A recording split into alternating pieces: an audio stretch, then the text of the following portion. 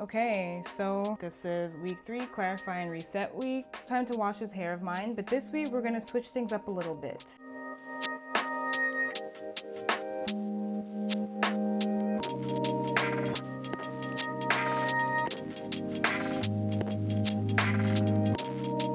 Okay, so I just got back from Pilates, so we are all natural here, baby. Hi everyone, welcome back to my channel. This channel is all about wellness, lifestyle routines, and self-care. I'm someone who's always thinking about how to do things better, how to feel better, and I hope that along the way we can find new ways to live a more balanced and fulfilling life. Now, welcome to week 3. So, thoughts so far? I have been noticing less breakage, and I do feel like this week my hair was more hydrated than usual. So, shout out to that mask. We're keeping that in the routine going forward. And it's been a good week overall. I usually wrap my hair at night, but instead I've been using Flexi Rods maybe like 1 or 2 nights this last week, just to add a little more curl and volume. And honestly, I like it a lot. It made wrapping my hair a lot easier because I wasn't fighting the ends so much to like stay in place. I really like how Flexi Rods are a way to extend the life of my silk press, or as a way to bring life back into my hair when it starts to get oily. So this week's theme is Clarify and Reset. I'll be using clarifying shampoo and skipping the flat iron because we're going to be trying a Flexi Rod set.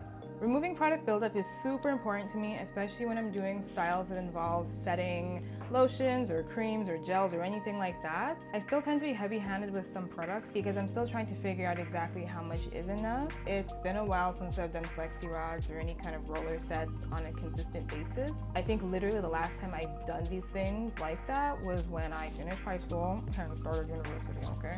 You don't even know how old I am, but that was a long time ago, long enough. Anyways, so starting on clarified hair, I think really helps the process. It helps things lay better, there's better hold, and it's basically like hitting reset. The routine also recommended I use the Nairobi Rapid Foaming Lotion instead of the Design Essentials Compositions foaming lotion I was using before. Apparently Nairobi gives firmer hold, which makes sense to me because when I was using the Design Essentials, I noticed that I still had to use a lot of product and also layer with gels while I was styling and also throughout the week to maintain the curl. We're already 3 out of 4 weeks in, so if you've been following along this far, thank you so much. I really appreciate your support. Remember to subscribe if you haven't already. Please share if you find any of this helpful or just fun or entertaining or whatever. All right, so let's get started on week 3. The first time I used this shampoo, I swore I could feel the wind on my scalp for the first time in forever. That's how clean it got. The directions say to leave it on for 5 minutes after you lather, so that's what I did. The thing about using rich products like oils, butters, and heavy stylers is that buildup sneaks up on you, especially if you've been in protective styles for weeks or shampooing your hair less often. And for extra moisture, whenever I clarify, I always follow with a deep conditioner. After clarifying and deep conditioning, I applied my usual leave-ins and lightly blow-dried my hair.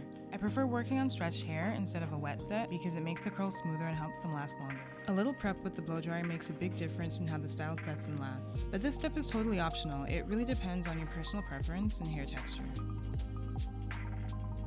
For each section, I'm using just enough of the Nairobi foaming lotion to wet the hair without oversaturating it. You want enough product for the hair to set, but not so much that it starts to revert. I begin with a 2-strand twist at the base, then wrap the hair around the rod in a spiral so the curls set more elongated instead of tight against my head. As I wrap, I'm mindful of keeping steady tension, not too loose, not too tight, so the curls come out smooth and uniform. I use end papers with some of the rods. They're especially helpful if you have blunt ends, trouble securing the hair on the rod, or if you just want a cleaner curl set.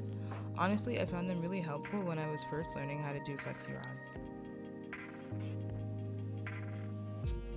I'm gonna sit awkwardly under the hooded dryer for about 45 minutes to make sure everything sets properly.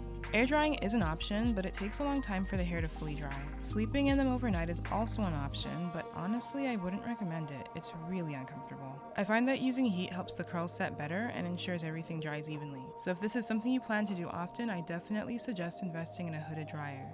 I also definitely suggest a more comfortable setup than whatever I got going on here. But it's late, I'm tired, so here we are. Okay, it's time for the takedown. Be careful when unwrapping. Do not do what I did here. I got a little impatient. But look at this curl. There you go. Look at that.